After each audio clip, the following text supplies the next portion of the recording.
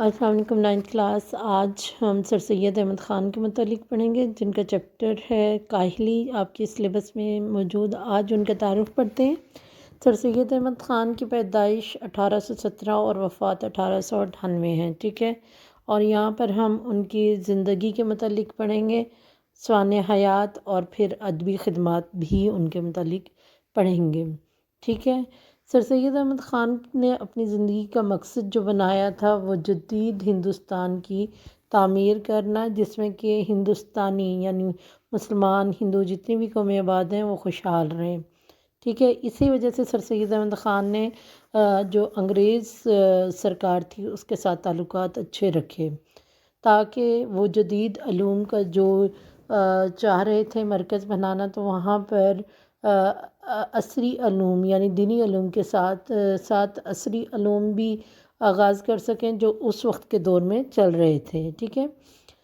سر سید احمد خان کے جو مورث اعلیٰ یعنی والدین تھے، آباء و اجداد تھے، وہ شاہجہاں بادشاہ کے دور میں ہندوستان آئے، مغلیہ دربار کے بڑے بڑے عہدوں پر فائز رہے۔ سر سید احمد خان نے بھی دستور کے مطابق جو ہے تعلیم پائی، اور عدالت میں بطور سر رشتہ دار وہ پہلے منتخب ہوئے، کام کرتے رہے، اور پھر منصف یعنی جج کی حیثیت سے ان کا سلیکشن ہو گیا۔ سر سید نے اپنی ملازمت کے باوجود جو ہے مسلمانوں کے لیے کوششیں کی، اور انہوں نے ایک انگریزی اسکول جو ہے وہ قائم کیا۔ ایک اسکول جو ہے مراد آباد میں اور دوسرا غازی آباد میں کھولا۔ 1875 میں علی گڑھ کالج کی بنیاد رکھی، جو بعد میں علی گڑھ یونیورسٹی بن گئی۔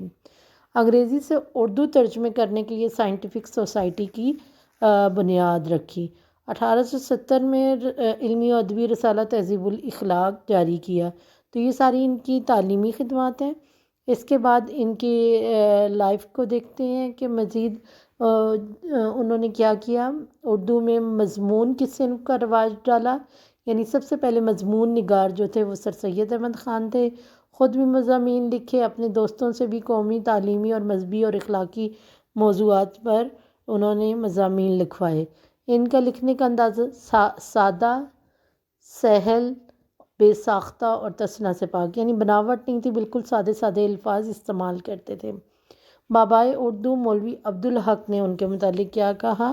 انہوں نے کہا کہ من جملہ احسانات کے جو سر سید نے ہماری قوم پر کیے، ان کا بہت بڑا احسان ہے کہ انہوں نے اردو زبان پہ جو کیا، زبان کو پستی سے نکالا، انداز بیان میں سادگی پیدا کی، سنجیدہ مضامین کا ڈول ڈالا، جدید علوم کے ترجمے کرائے، بلاغ، تنقید اور روشن خیالی سے اردو میں انقلاب برپا کیا، ٹھیک ہے۔ اس کے بعد ہم دیکھتے ہیں سر سید ایک عظیم مفکر اور مصلح بھی تھے، یعنی قوم کی اصلاح کرنے والے بھی تھے۔ یہاں ان کی بکس کے متعلق بتایا گیا کہ ان کی چھوٹی بڑی 30 سے زائد کتاب جو ہیں وہ شائع ہو چکی ہیں۔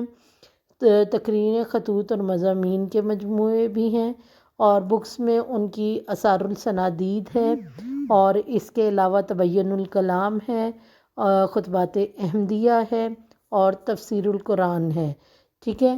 یہاں پر یہ جو بک دی گئی ہے آپ کو، یہ لائف آف محمد، یہ ایک انگریز نے لکھی تھی، جس میں کہ آپ صلی اللہ علیہ وآلہ وسلم کی بے ادبی کی گئی تھی۔ اس کے جواب میں سر سید احمد خان نے خطبات احمدیہ لکھی تھی، اور اس میں تمام باتوں کا جواب جو ہے دیا گیا تھا جو کہ نان مسلمز نے آپ صلی اللہ علیہ وآلہ وسلم کی شان میں گستاخی کے طور پر کہی تھی، ٹھیک ہے۔ تو یہ تمام بکس انہوں نے لکھی ہیں، اور اس سے متعلق آپ کو جو اسائنمنٹ دی جا رہی ہے، آپ ویڈیو کے ذریعے اس کو سالو کریں۔ Thank you.